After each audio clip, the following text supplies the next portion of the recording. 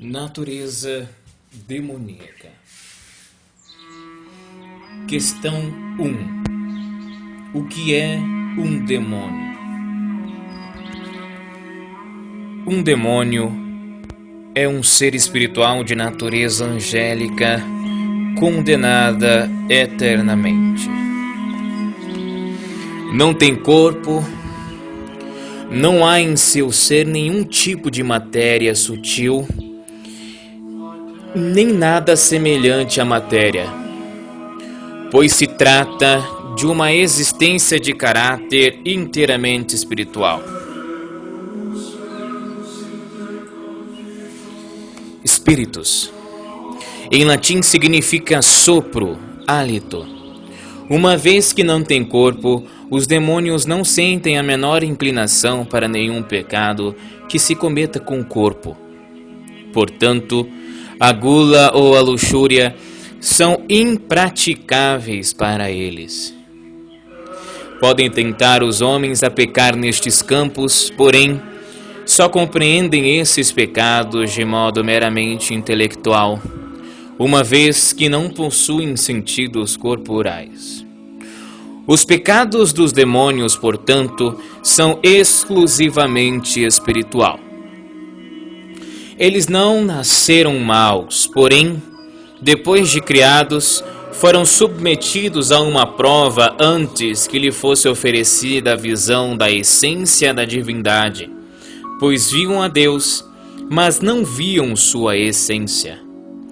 Neste caso, o verbo ver é figurativo, já que a visão dos anjos é intelectual.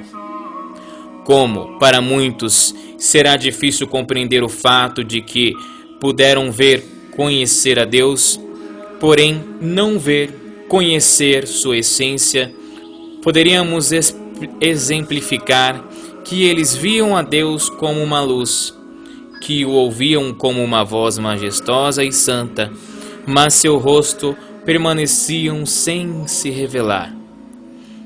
De todo modo, mesmo que não penetrassem em sua essência, sabiam que era seu Criador e que era santo, o santo entre os santos.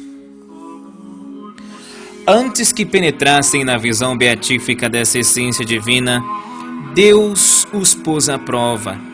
Nesta prova, uns obedeceram, outros não. Os que desobedeceram de forma definitiva tornaram-se demônios. Eles por si só se transformaram no que são. Ninguém os fez assim. A psicologia dos anjos atravessou uma série de fases antes que eles se transformassem em demônios. Essas fases não aconteceram no tempo material, mas sim na eternidade. Para os humanos, por se dar na eternidade, estas fases pareceram instantâneas. Porém, o que para nós parece breve, para eles foi muito demorado. As fases de transformação de anjos em demônios foram as seguintes. No início, ficaram em dúvida se a desobediência à lei divina talvez fosse o melhor. Nesse momento, em que voluntariamente tentaram ser uma opção a considerar a possibilidade de desobediência a Deus, já cometeram um pecado. A partir daí, a aceitação da dúvida se constituiu um pecado venial, que pouco a pouco foi evoluindo para um pecado mais grave. Porém, nenhum deles, nesta primeira fase, estava disposto a se afastar definitivamente, sem nem mesmo o diabo. Já mais tarde, assentou-se neles o que suas vontades haviam escolhido, apesar dos conselhos da inteligência, a qual lhes recordava que a desobediência era contra a razão.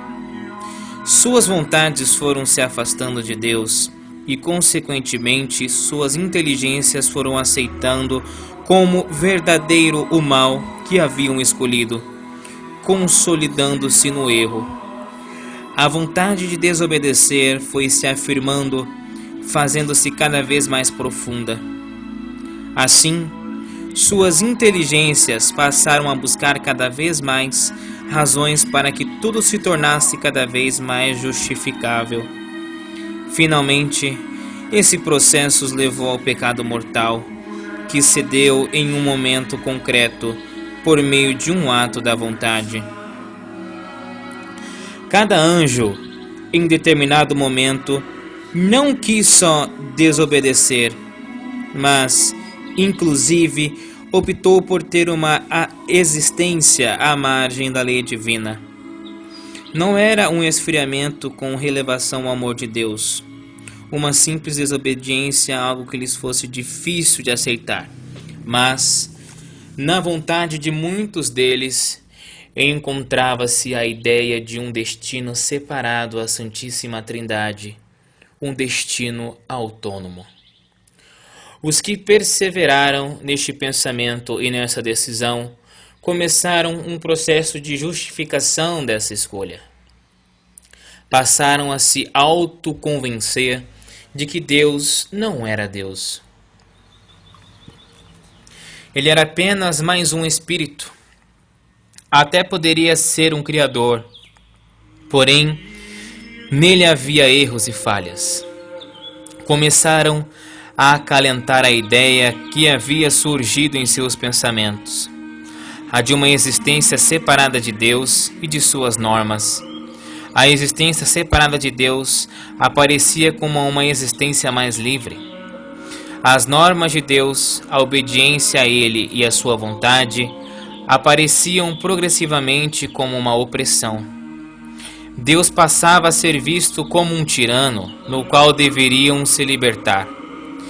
Nesta nova fase de distanciamento, já não buscavam simplesmente um destino fora de Deus, uma vez que Deus mesmo lhes parecia um obstáculo para alcançar a liberdade. Pensavam que a beleza e a felicidade do mundo angélico seriam muito melhores sem um opressor.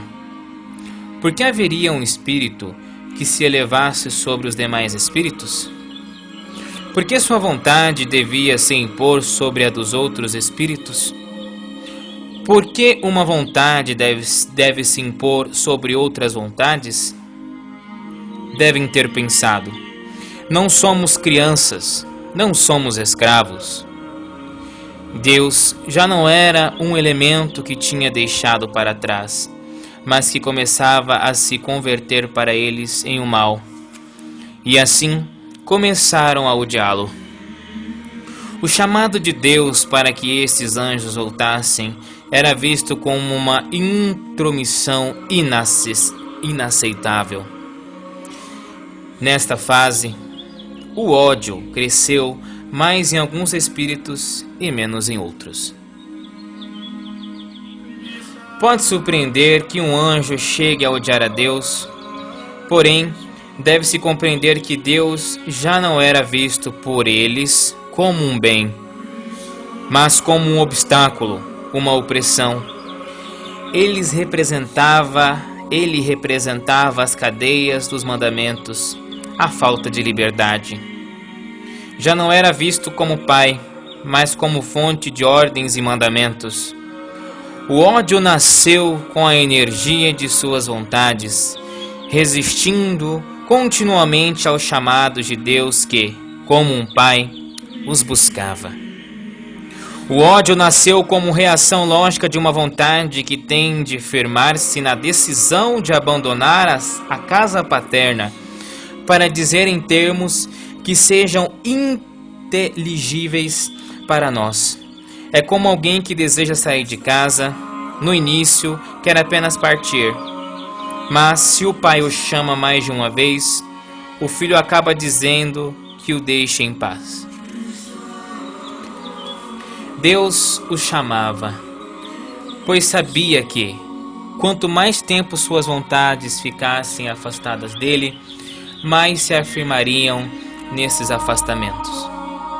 Contudo, muitos dos anjos que haviam se afastado, e um primeiro momentaram, Essa é a grande luta nos céus que fala o Apocalipse 12. Abre aspas. Houve então uma batalha nos céus. Miguel e seus anjos guerrearam contra o dragão. O dragão lutou juntamente com seus anjos, mas foi derrotado. E eles perderam seu lugar nos céus. Assim, foi expulso o grande dragão e a antiga serpente, que é chamada demônio ou Satanás, o sedutor do mundo inteiro. Ele foi expulso para a terra e os seus anjos foram expulsos com ele. Atos dos Apóstolos, capítulo 12, de 7 a 9.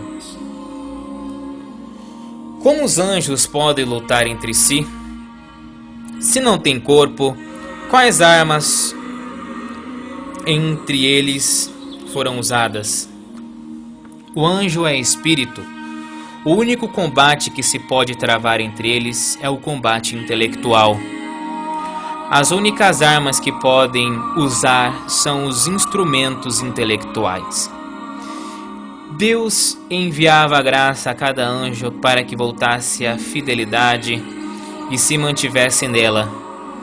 Os anjos davam argumentos aos rebeldes para que voltassem à obediência.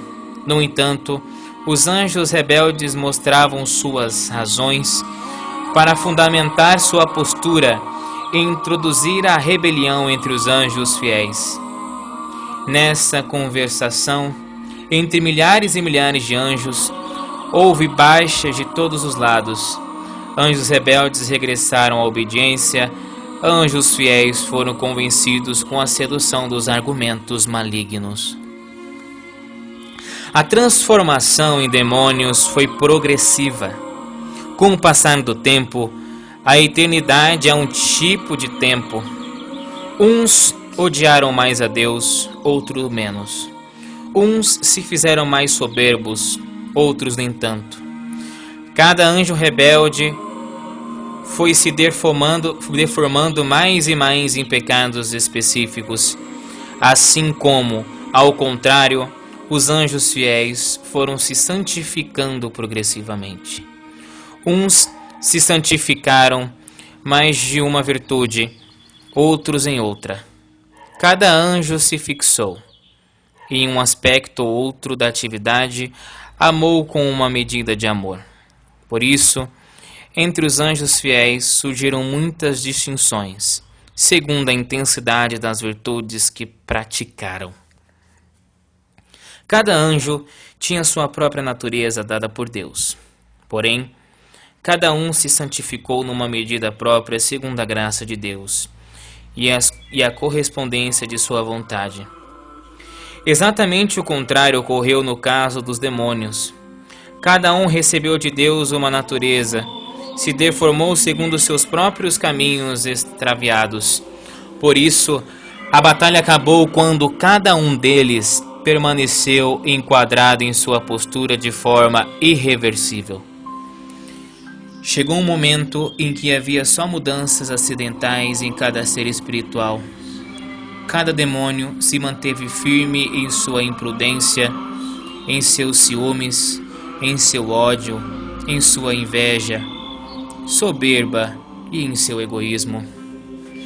A batalha havia acabado. Podiam seguir discutindo, disputando, exortando-se durante milhões de anos. Para dizer em termos humanos, porém, havia somente mudanças acidentais. Foi então que os anjos foram admitidos na presença divina e se deixou que os demônios se afastassem, que ficassem abandonados à situação de prostração moral que haviam escolhido para si. Como se pode observar, não se trata de ter enviado os demônios a um lugar de chamas e aparato de torturas, mas que fossem deixados como estavam, abandonados em sua liberdade, em sua vontade. Não foram levados a nenhuma parte. Eles não ocuparam um lugar, não há onde levá-los. Não há instrumentos de tortura, nem chamas que possam atormentá-los, nem cadeias que os prendam. Tampouco os anjos fiéis entraram em algum lugar, simplesmente receberam a graça da visão beatífica. Tanto o céu dos anjos como o inferno dos demônios são estados.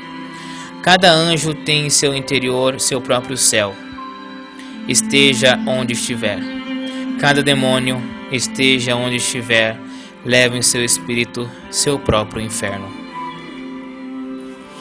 O momento em que não há como voltar atrás é quando o anjo vê a essência de Deus, porque depois de ver Deus, já não poderá mudar de opinião, nem esconder a menor coisa que o ofenda, pois a inteligência assimilaria que esconder uma falta seria o mesmo que esconder esterco em frente a um tesouro. Pecar, a partir de então, torna-se impossível. O anjo, antes de entrar nos céus, compreendia Deus, compreendia o que era, imaginava sua santidade, sua onipotência, sabedoria, amor. Depois de ser aceito para contemplar sua essência, não só a também a vê, quer dizer, ver sua santidade, seu amor, etc. Se preenche de tal amor, de tal veneração, que jamais, por nada, quer se separar dele. Por isso o pecado passa a ser impossível. O demônio fica irremediavelmente ligado ao que escolheu, desde o instante em que Deus decide não insistir mais. Chega um momento em que Deus toma a decisão de não enviar mais as graças de arrependimento, pois eles compreendem que enviar mais graça só serve para que o demônio se assegure mais naquilo que sua vontade escolheu. Porque cada graça de arrependimento só pode ser superada, só pode ser vencida, afirmando-se mais no ódio. Chega um momento em que Deus, amor, dá as costas e deixa seu filho seguir em seu caminho, deixa o demônio seguir sua vida separado. Podemos dizer que não é de uma hora para outra que o anjo se transforma em demônio, já que se trata de um processo lento, gradual, evoluído. Há um tempo certo em que o espírito angélico tem de tomar a decisão de desprezar ou não o seu Criador. Já foi dito que nesse processo pode-se voltar atrás, essa e a celestial batalha que fala o Apocalipse. Mas chega um momento em que os demônios se afastam cada vez mais. Não haveria sentido insistir.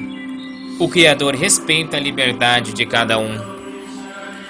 Portanto, o demônio é um anjo que decidiu ter seu destino distante de Deus e quer viver livre, sem amarras. Frequentemente, ele é representado em pinturas e esculturas de modo disforme, uma forma muito adequada de representá-lo, pois se trata de um espírito angélico deformado. Segue sendo anjo, somente sua inteligência e sua vontade são deformadas. A solidão interior, em que permanecerá por séculos e séculos, os ciúmes ao compreender que os fiéis gozam da visão de um ser infinito, levam-no a reprovar seu próprio pecado mais uma vez. Odeia a si mesmo, odeia Deus, odeia aos que lhe deram razões para afastar-se. Mas nem todos sofrem igualmente. Durante a batalha, uns anjos se deformaram mais que os outros. Aqueles que mais sofrem são os que mais se deformam. Porém, é necessário recordar novamente que essa é uma deformidade na inteligência e da vontade.